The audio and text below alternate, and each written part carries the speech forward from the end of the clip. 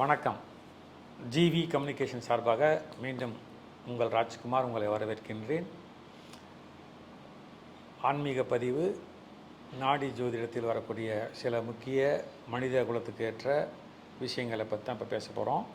சென்ற பதிவில் பார்த்து நிறைய பேர் நிறைய கமெண்ட்ஸ் கொடுத்துருக்கீங்க. அதன் அடிப்படையில் இப்போ அடுத்த ஒரு சப்ஜெக்ட் நான் எடுத்திருக்கேன்.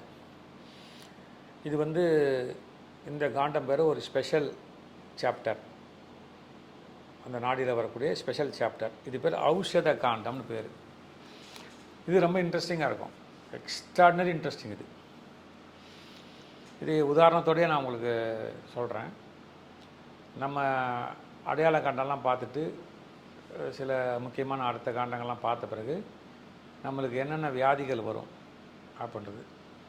இந்த ஔஷத காண்டத்தில் இப்போ ஆங்கில மருத்துவத்தை நான் எந்த வகையில் நான் குறை சொல்ல மாட்டேன். இந்த ஔஷத காண்டத்தோட அவங்களுடைய விஷயனை நீங்கள் பாருங்கள், ரொம்ப சந்தோஷமாக படுவீங்க.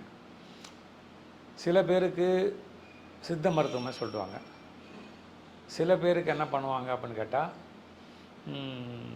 ஹோமியோபதி சொல்லுவாங்க, சில பேருக்கு வெள்ளைக்காரன் அப்படின்னா இந்த அலோபதி அது சொல்லுவாங்க. ஆக நான் ஃபஸ்ட்டு ஔஷத காண்டம் ஒருத்தர் பார்க்கும்போது நினச்சேன், முக்கியமாக சித்த மருந்து தான் வரப்போது, கிடைக்காதுன்னு நினச்சேன். அப்படி மாறி மாறி நிறைய பேருக்கு வந்துருக்கு. நிறைய பேருக்கு ஒவ்வொருத்தருக்கும் ஒவ்வொரு விதமான சிஸ்டம் ஆஃப் மெடிசன்ஸ்.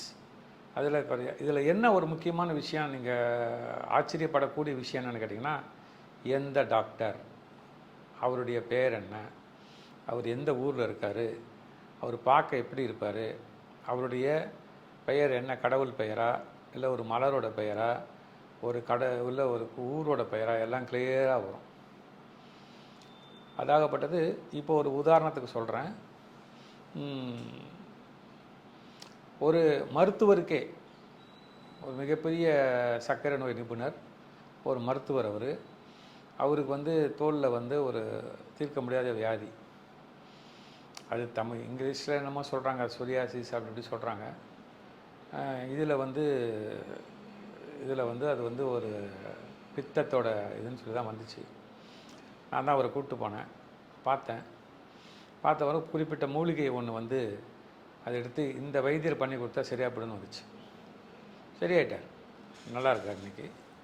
அவர் தொடர்ந்து அந்த மருந்துகளை சாப்பிட்டு வராரு, பூரணமாக குணமடைஞ்சிட்டார். அடுத்து இந்த பெண்களுக்கு உண்டான கருப்பை பிரச்சனைகள், குழந்தை பிறக்காமை, இந்த மாதிரி பிரச்சனைகள் நிறையா எங்கிட்ட அணுகி கேட்டிருக்காங்க. அவங்களுக்கு வாய்ப்பு இருந்து கிடச்சிருச்சுன்னா நல்ல மருந்துகள், சிறப்பான மருந்துகள்லாம் வந்ததுக்கு இந்த மூலிகை அப்படின்னு. ஒரு காவல்துறை அதிகாரியோடைய ஒரு பெண் குழந்தைக்கு, அந்த பெண் குழந்தை இன்றைக்கி மருத்துவராகவே பணிபுரிகிறாங்க. அந்த பெண் குழந்தைக்கு சிறுநீரகத்தில் ஒரு சின்ன ப்ராப்ளம் இருந்துச்சு. அப்போ அந்த ப்ராப்ளம் வரும்போது ஒரு குறிப்பிட்ட மூலிகை வந்துச்சு. அந்த மூலிகை பேர் ஐ திங்க் பூனைக்கால் மீசை, பூனை மீசை அப்படின்னு ஒரு மூலிகை. அது அந்த ஒரு பூனையோட மீசை மாதிரியே இருக்குது. இவர் இந்த வைத்தியர் தான் செய்யணும்னு ஒரு குறிப்பிட்ட வைத்தியரை பற்றி வந்துச்சு. நாங்கள் போய் அந்த வைத்தியர்கிட்ட கேட்கும்போது, இந்த மூலிகை கிடைக்காதப்பா, எப்படியாவது கண்டுபிடிச்சி கொடுத்துங்கன்னு சொன்னார். அந்த மூலிகையை திருவண்ணாமலை பக்கத்தில் ஒருத்தர் வளர்த்துறாருன்னு கேள்விப்பட்டு நாங்கள் அங்கே போய் அந்த மூலிகையை வாங்கிட்டு கொடுத்தோன்னா அந்த மூலிகையை பண்ணி கொடுத்தாங்க. சென்னையில் இந்த மிக பிரபலமான மருத்துவர் என்ன சொன்னார்னா, சிறுநீரக நோய் மருத்துவர் சொன்னார், சிறுநீரகத்தை மாற்றணும்னு சொன்னார். டு மை அமேசிங் பிலீஃப், என்னால் நம்பவே முடியலை. இன்றைக்கி இந்த விஷயத்தை சொல்லும்போது அந்த பொண்ணுக்கு ஒரு 5 வயது 6 வயது இருக்கும். இன்றைக்கி அந்த பாப்பா மெடிக்கல் காலேஜை முடிச்சிடுச்சு.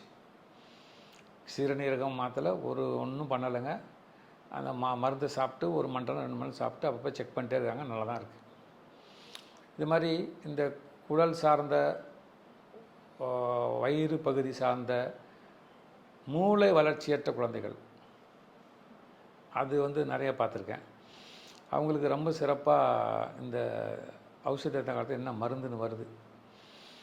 அதனால் இந்த ஔஷத காண்டம் என்ன ஒருத்தர் கிடச்சிருச்சுன்னா அவர் எவ்வளோ பெரிய கொடிய நோயிலேருந்து வெளியே வந்துடலாம். அதனால் இது மற்ற சிஸ்டம் ஆஃப் மருந்து நான் குறை சொல்ல விரும்பலை. மற்ற சிஸ்டம் ஆஃப் மருந்தும் வருது, அவங்ககிட்ட போய் சாப்பிட்லாம். பட் பேசிக்காக அதில் வர்றது வந்து இப்போ என்ன சொல்கிற இப்போல்லாம் லேட்டஸ்ட்டு நாங்கள் பார்க்கும்போது என்ன வருதுன்னு கேட்டிங்கன்னா, அந்த காலத்தில் முனிவர்கள் ரொம்ப கஷ்டப்பட்டு பண்ணாங்க இல்லையா, அந்த மாதிரி மருந்துக்கள்லாம் இப்போ பண்ணுறதுக்கு ஆள் இல்லை. அதுக்கு மாற்று மருந்தாக சித்து மரத்தில் இந்த மருந்து இருக்குது, நீ போய் வாங்கி சாப்பிடு அப்படின்னு வருது. எத்தனை நாள் சாப்பிட்ணுன்னு வருது. சில அருவிகளில் குளிக்கவும் சொல்லி வருது. அது மாதிரிலாம் வரும்போது பூரணமாக குணம் நினச்சிட்றாங்க. சில இடங்களில் வந்து சில யோகா பயிற்சிகள், இந்த யோகா பயிற்சிகள் பண்ணுங்கள் அப்படின்னு வந்திருக்கு. அதை பண்ணியும் நல்லா இருக்கிறவங்களும் இருக்காங்க.